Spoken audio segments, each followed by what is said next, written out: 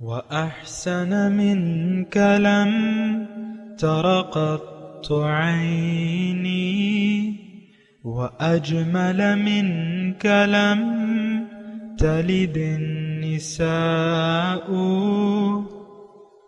خلقت مبرأ من كل عيب خلقت مبرأ من كل عيب كأنك قد خلقت كما تشاء. كتاب أنزلناه إليك مبارك ليدبروا آياته وليتذكر أولو الألباب. یہ کتاب برکت والی ہے جسے ہم نے آپ کی طرف نازل فرمایا ہے تاکہ دانش مند لوگ اس کی آیتوں میں غور و فکر کریں اور نصیحت حاصل کریں. اللہم صلی علی سیدنا محمد وعلی آل سیدنا محمد بعدد کل ذرۃ مئۃ الف الف مرۃ. سامعین و ناظرین اکرام، السلام علیکم ورحمۃ اللہ وبرکاتہ. سامعین اکرام، سورہ فرقان آیت نمبر 58 حصہ دوم سبق نمبر 1686. آج کا موضوع، کیا ہم اللہ تعالیٰ کو بھلا کر زندگی گزار رہے ہیں؟ اس کے ساتھ آج کے سبق کا آغاز کرتے ہیں. سب سے پہلے گزشتہ سبق کا اعادہ ہوگا. اعوذ باللہ من الشیطان الرجیم. پناہ مانگتا ہوں میں اللہ کی شیطان مردود سے. بسم اللہ الرحمن الرحیم. شروع اللہ کے نام سے جو بڑا مہربان نہایت رحم والا ہے. وتوکل علی الحی الذی لا يموت وسبح بحمده وکفى به بذنوب عباده خبیرا.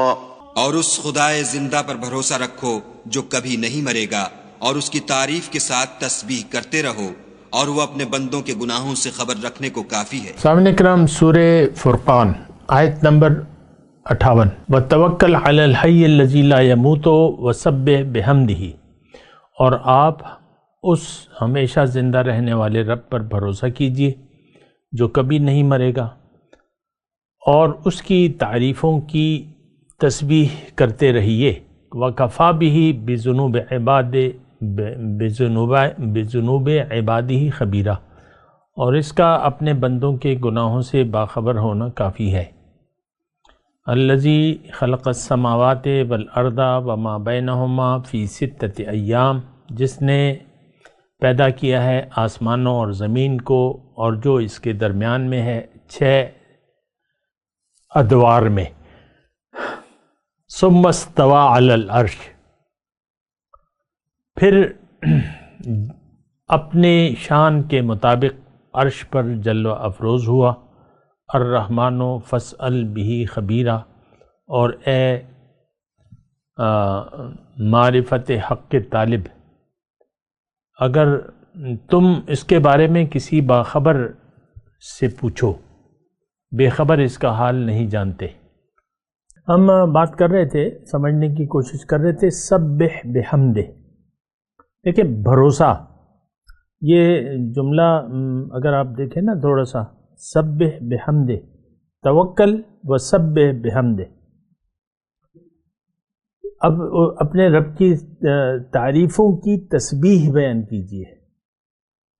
تو دیکھیں، اس میں ایک تو تسبیح کے میں نے آپ کو بتائے تھے کہ جو آپ کا مقصد ہے اس کو آپ پورا کرتے رہیں.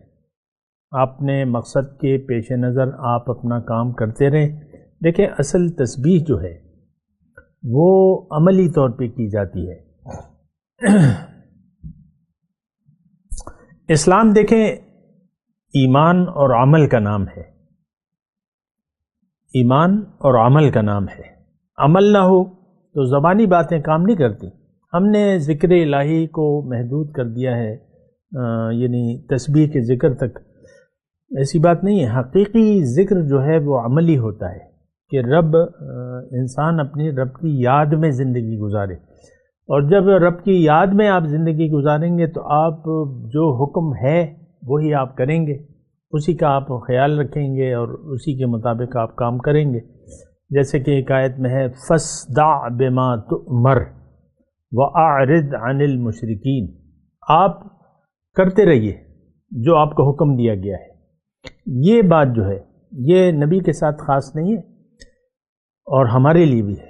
ہمیں اپنا کام جو ہمیں رب نے کہا ہے وَاعْبُدْ رَبَّكَ حَتَّى يَأْتِيَكَ الْيَقِينُ، اپنے رب کی بندگی کرتے رہو یہاں تک کہ موت آ جائے. تو دیکھیں اس کا ایک وسیع معنی ہے، اس کو محدود نہ کریں، بس صرف میری یہ گزارش ہے. بہرحال میں اپنے اگلی آیت کی طرف چلتا ہوں، اور یہ الذی خلق السماوات والارض وما بینہما فی 6 ایام ثم استوى علی العرش. وہ ذات جس نے پیدا کیے ہیں آسمان اور زمین اور جو کچھ اس کے مابین ہے 6 دنوں میں، ثم استوى، پھر اپنی شان کے ساتھ متوجہ ہوا، عرش پر جل افروز ہوا.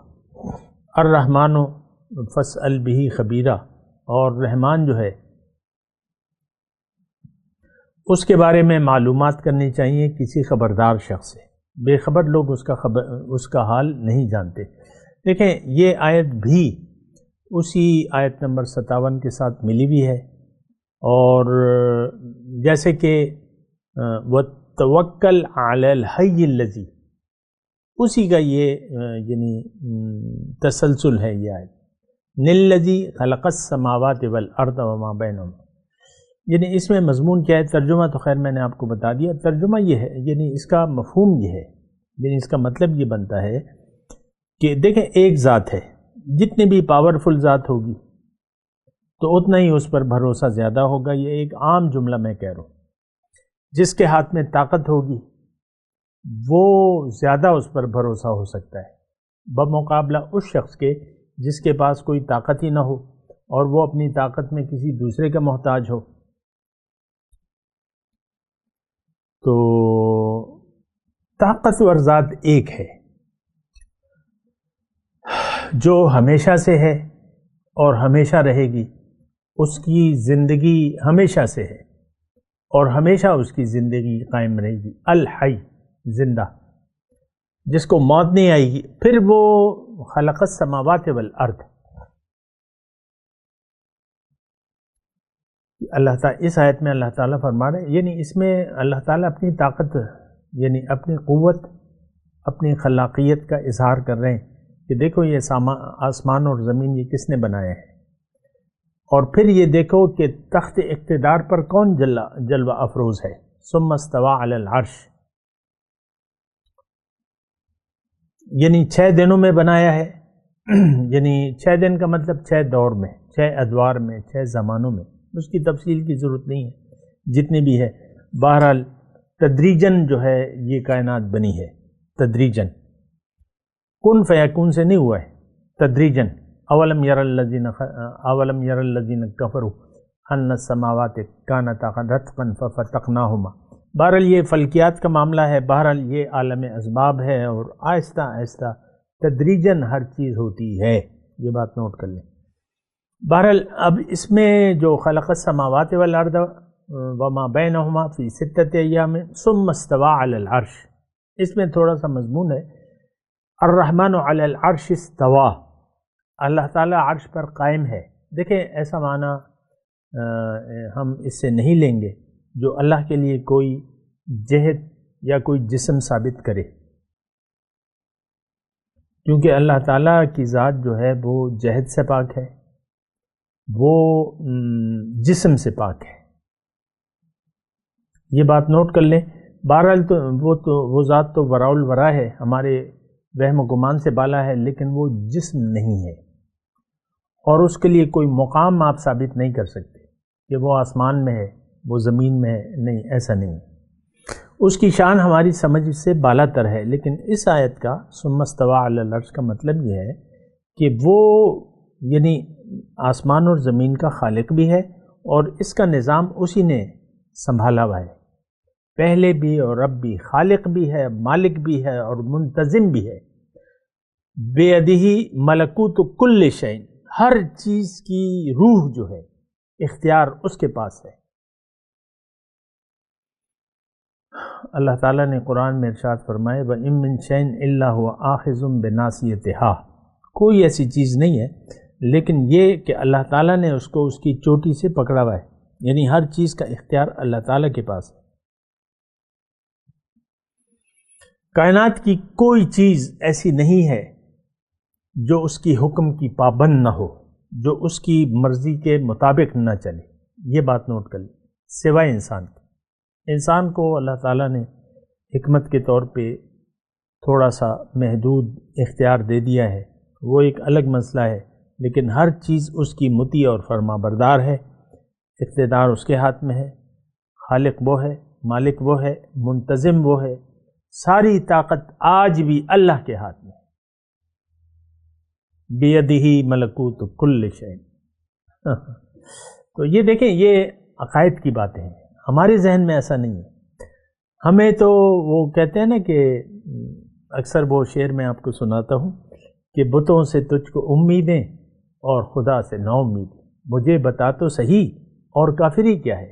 بتوں سے ہم نے امیدیں لگا رکھی ہیں، آپ دیکھ لیں نا۔ ہمارے ذہن میں دیکھیں اللہ تعالیٰ کا کوئی جو پہچان اس کو ہم نہیں سکے ہیں، نہ پہچاننا چاہتے ہیں، کیونکہ باطل کو، مادے کو، مٹیریل کو ہم نے حقیقت سمجھ لیا ہے۔ آپ دیکھ لیں مثال کے طور پہ کچھ شخص کے پاس کوئی پیسہ ہے، جتنا بھی ہے، لیکن اس کا اس پیسے پر زیادہ بھروسہ ہے، یا کسی کے پاس کوئی پراپرٹی ہے یہ، تو اس کا دل مطمئن ہوگا کہ یار میرے پاس تو بے شمار ہے دولت۔ تو سارا مسئلہ یہاں پہ پھر خراب ہو جاتا ہے کہ آپ کا بھروسہ غیر اللہ پہ ہو گیا اور اللہ پہ آپ کا کوئی بھروسہ نہیں ہے۔ تو یہ دیکھیں دونوں آیات جو ہیں، اگر اس سے ہم کوئی سبق حاصل کرنا چاہیں تو اس میں کافی سبق ہمارے لیے موجود ہے۔ ہم نے تو غیر پہ بھروسہ کیا ہوا ہے، غیر یعنی مخلوق جو ہے ہماری مدعا ہے، ہم نے اپنا مدعا دنیا کو بنا لیا ہے، دنیا کا فائدہ اور دنیا کا نقصان، یہ ہماری نظر میں حقیقت ہے۔ تو بات تو ایسی نہیں ہے، ایسی نہیں ہونی چاہیے، حقیقت تو یہ نہیں ہے۔ ظاہر میں کوئی زور تو نہیں ہے، اللہ کے مقابلے میں کوئی چیز آپ کو نہ فائدہ دے سکتی ہے نہ نقصان پہنچا سکتی ہے، یہ بات ذرا نوٹ کر لیں۔ وَإِن يَمْسَسْكَ اللَّهُ بِضُرٍّ فَلَا كَاشِفَ لَهُ إِلَّا هُوَ وَإِن يُرِدْكَ بِخَيْرٍ فَهُوَ عَلَى كُلِّ شَيْءٍ قَدِيرٌ فَلَا رَادَّ لِفَضْلِهِ۔ دوسری آیت میں اگر اللہ آپ کو کوئی نقصان پہنچانا چاہے تو اس نقصان سے آپ کو کوئی بچا نہیں سکتا، اور اگر کوئی فائدہ دینا چاہے تو اس کے فضل کو روکنے والا کوئی نہیں ہے۔ یہ دیکھیں ہمارے عقائد صحیح نہیں ہے اللہ تعالیٰ کے بارے میں۔ ہمیں اگر بھروسہ ہے، آپ دیکھ لیں ظاہر پر بھروسہ ہے، باپ کی نظر میں بیٹا جو ہے وہ امیدوں کا مرکز ہوتا ہے، یہ میری اولاد میرے کام آئے گی مثال کے طور پہ، یا آپ کا کاروبار ہے، چلتا ہوا کاروبار ہے اور آپ کا اس پہ بھروسہ ہے، یا آپ کی ایک نوکری لگی ہوئی ہے اس پر آپ کا بھروسہ ہے، یا آپ کے پاس کوئی عہدہ ہے، گریڈ 26 میں آپ نوکر ہیں، آپ کا اس پر بھروسہ ہے۔ یہ دیکھیں ایسی یعنی جو خامیاں ہیں ہم میں موجود ہیں، وہی میں آیت وہ شعر جو ہے کہ بتوں سے تجھ کو امیدیں اور خدا سے نا امیدی، مجھے بتا تو صحیح اور کافری کیا ہے۔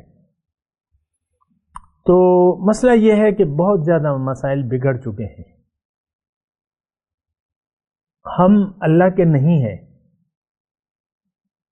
ہم دنیا کے ہو چکے ہیں، ہم ظاہر کے ہیں۔ آج ہمارا جینا مرنا جو ہے وہ ظاہر کے لیے ہے، اللہ کے لیے نہیں ہے، اور یہ تو اس وقت ہمارے ذہن میں بھی نہیں آ سکتا۔ آج کے جو نام نہاد مسلمان ہیں، اپنا جینا مرنا خالص اللہ کے لیے، یہ بات ان کی سمجھ میں نہیں آتی، حالانکہ یہ ہونا چاہیے کہ آپ اپنے عمل سے یہ کہیں کہ ان صلاتی و نسکی و محیایا و مماتی للہ رب العالمین، میری نماز، میری قربانی، میری زندگی، میری موت اللہ کے لیے ہے جو کہ رب العالمین ہے۔ ہماری نظر میں یہ چیزیں نہیں ہیں سامعین کرام، اور پھر مطلب یہ ہے کہ بس یہ ایک خالی خلی دعویٰ ہے ایمان کا۔ ایمان تو دیکھیں یقین کو کہتے ہیں، آپ کا یقین تو ظاہر پر ہے، دنیا پر ہے۔ آپ اپنی خوشیوں کو دیکھ لیں، آپ کی ساری خوشیاں ظاہر سے تعلق رکھتی ہیں۔ آپ اپنی پریشانیوں کو دیکھ لیں، آپ کی ساری پریشانیاں ظاہر سے تعلق رکھتی ہیں۔ آپ اپنے مستقبل کے منصوبوں کو دیکھ لیں، سارے منصوبے ظاہر سے تعلق رکھتے ہیں۔ آپ اپنی امیدوں کو دیکھ لیں، آپ کی امیدیں ساری ظاہر سے تعلق رکھتی ہیں۔ یہ تو نیرا کفر ہے، انکار ہے حقیقت سے۔ حقیقت تو یہ نہیں ہے۔ ظاہر جو ہے، دیکھیں خوشی اور غم یہ تو آپ نے دنیا کے لیے تو نہیں ہونا۔ ہم ظاہر کے لیے خوش بھی ہو رہے ہیں اور غمگین بھی ہو رہے ہیں۔ کسی کا جوان بیٹا مر جاتا ہے تو بس وہ کہتا ہے میرا تو اب دل ہی نہیں لگ رہا اس دنیا میں، لعنت ہے تمہاری اس سوچ پہ۔ بیٹا تو اللہ کی امانت تھی، اس نے لے لیا، اب تم اپنا اللہ کی ملاقات کی تیاری کرو۔ یہ ساری زندگی دیکھیں، میں ایک جملہ کہہ رہا ہوں اللہ تعالیٰ کی توفیق سے، یہ ہم جس دنیا میں بس رہے ہیں اور ہم اس دنیا میں آ گئے، اب یہ زندگی ایک امتحان ہے، ایک آزمائش ہے۔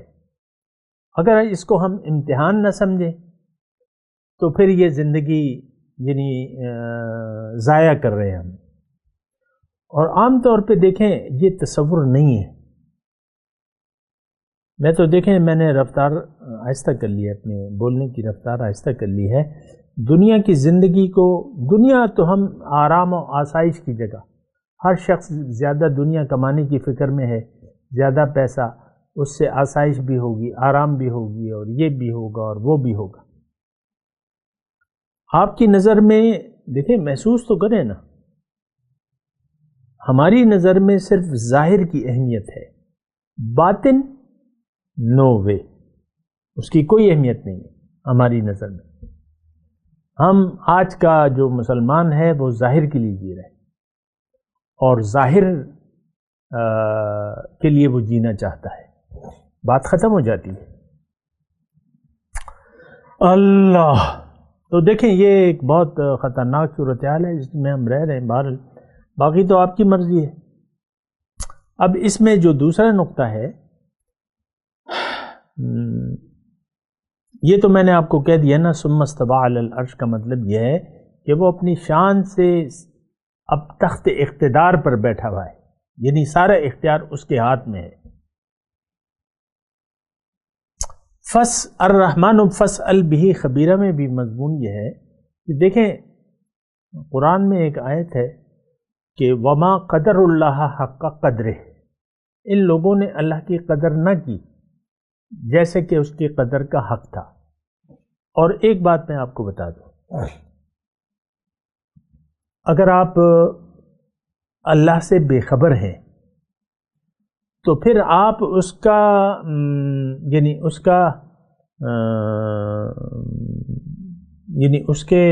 اس کی پھر آپ قدر نہیں کر سکتے۔ دیکھیں قدر جو ہے اس کا مطلب یہ ہے کہ آپ ایک شخصیت سے اس کی حیثیت کے مطابق بات کریں۔ چپڑاسی اور وزیر اعظم مثال کے طور پہ ڈپٹی کمشنر ہے، ویسے ایک مثال کے طور پہ میں آپ کو بات کر رہا ہوں، ڈپٹی کمشنر ہے۔ اب ظاہر ہے کہ چلیں وہ ڈپٹی کمشنر ہے تو وزیر اعلیٰ وہ اس کا باس ہوتا ہے نا، وزیر اعلیٰ اور چیف سیکرٹری اور یہ سارے یہ سسٹم ہوتے ہیں۔ تو ایک ڈپٹی کمشنر ہے، اس کے دفتر میں ایک چپڑاسی ہے اور اس کے اوپر ایک وزیر اعلیٰ ہے۔ ان دونوں جو شخصیات ہیں، چپڑاسی اور وزیر اعلیٰ، تو ان سے اس ڈپٹی کمشنر جو ہے وہ ان کی حیثیت کے مطابق بات کرے گا۔ چپڑاسی کہے گا جاؤ میرے لیے چائے لے آؤ، جاؤ میرے جوتے پالش کر دو، جاؤ یہ کر دو وہ کر دو، لیکن یہ بات آپ وزیر اعلیٰ کو نہیں کہہ سکتے، جو اب بات آپ چپڑاسی، کیونکہ آپ جانتے ہیں کہ وزیر اعلیٰ کون سی یعنی کس حیثیت کا ہے اور اس سے کیسے بات کرنی ہے۔ اس کے سامنے تو ڈپٹی کمشنر صاحب جو ہے وہ بھیگی بلی بن جائیں گے، یس سر، ہاں جی ٹھیک ہے، ایسے ہی ہوگا جیسا آپ کہہ رہے ہیں، ایسے ہی ہوگا نا۔ دیکھیں حیثیتیں ہیں، مثال کے طور پہ تھوڑی سی میں اس کو اور مثال دوں کہ ایک فوجی ہیں، اب فوجیوں میں تو ڈسپلن ہوتا ہے اور سینئر کا جو ہے بس اس کو یس سر اور سلوٹ مارنا اور نچلے پہ روب جھاڑنا، لیکن ایک سپاہی ہے یا میں یہ کہوں کہ ایک حوالدار ہے، یہ حوالدار ہوتے ہیں نا اس میں لانس نائک اور یہ حوالدار وغیرہ، جو بھی مثال کے لیے سمجھنے کے لیے 100 آدمی ہیں،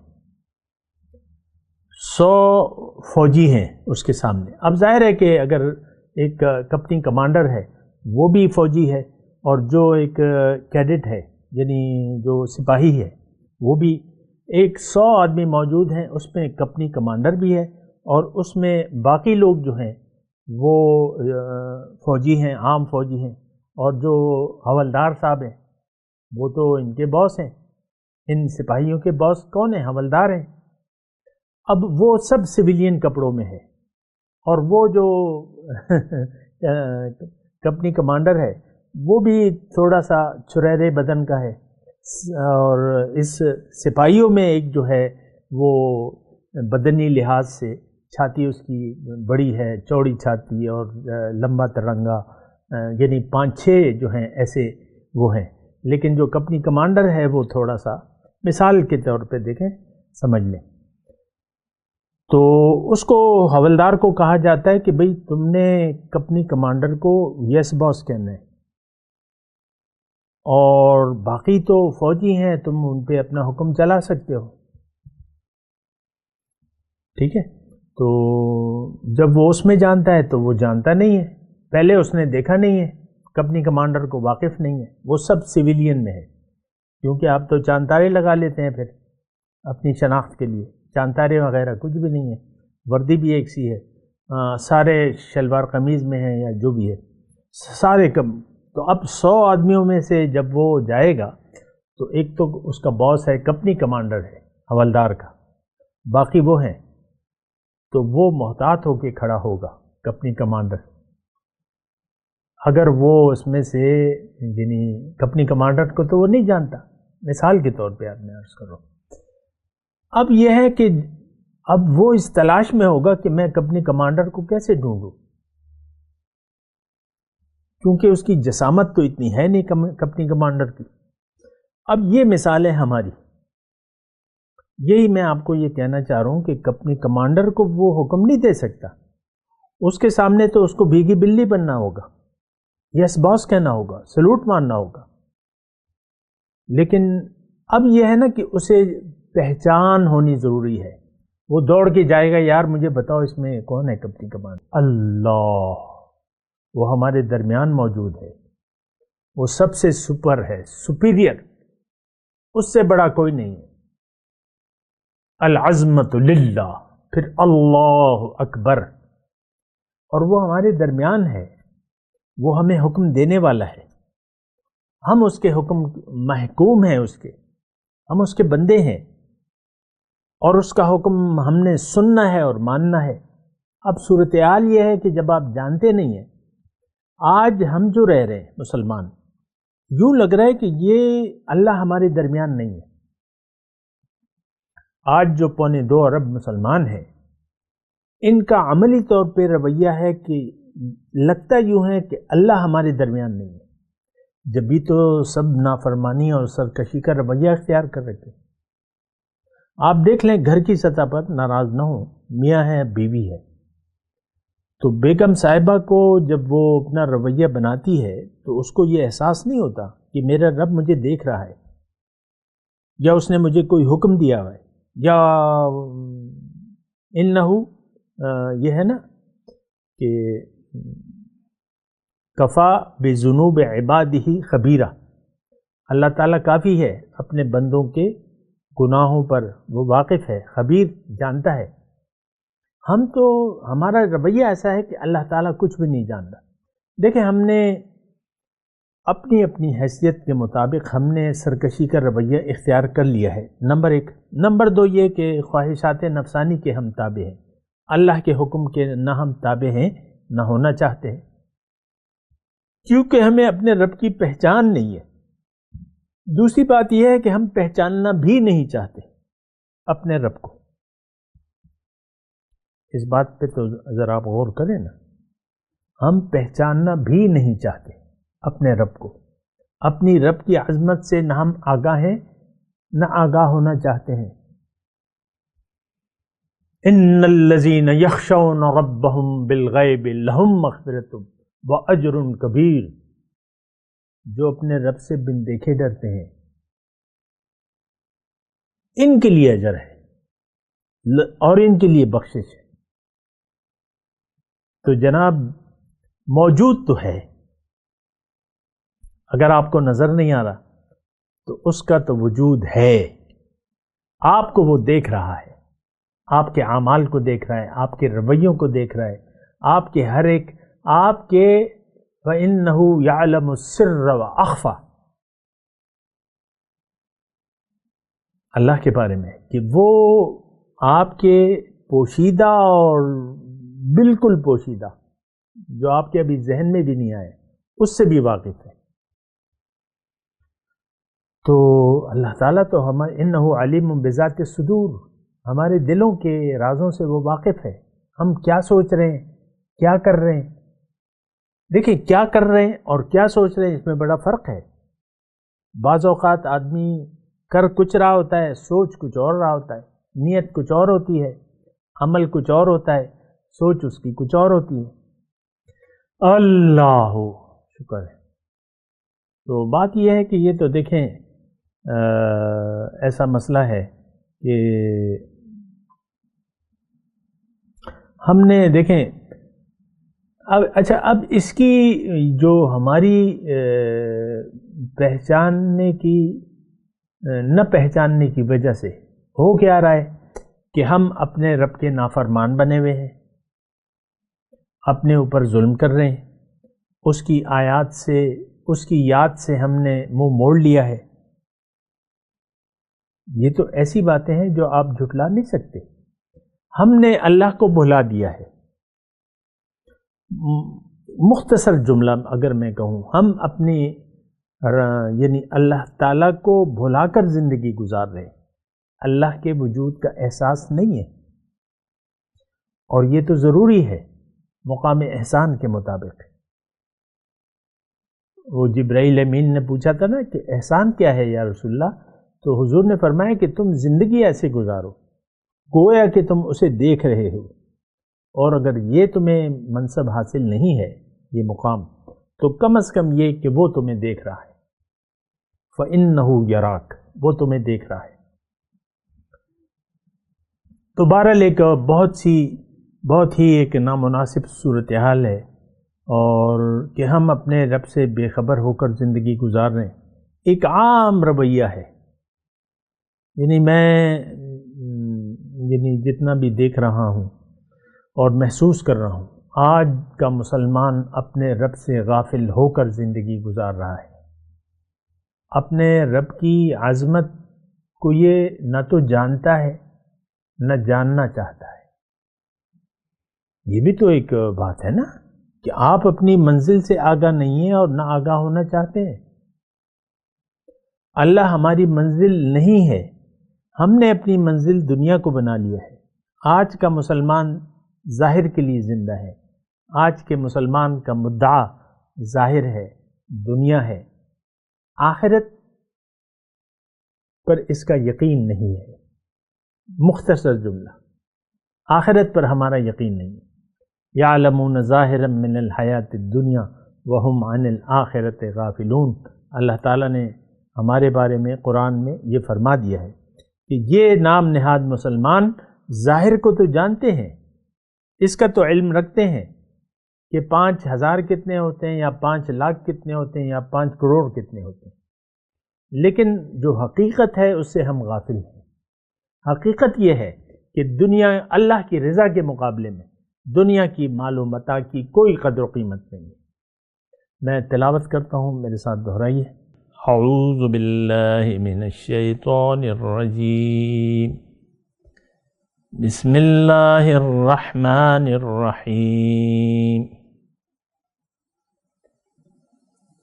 وتوکل علی الحی الذی لا یموت وسبح بحمدہ وکفی بہ بذنوب عبادہ خبیرا۔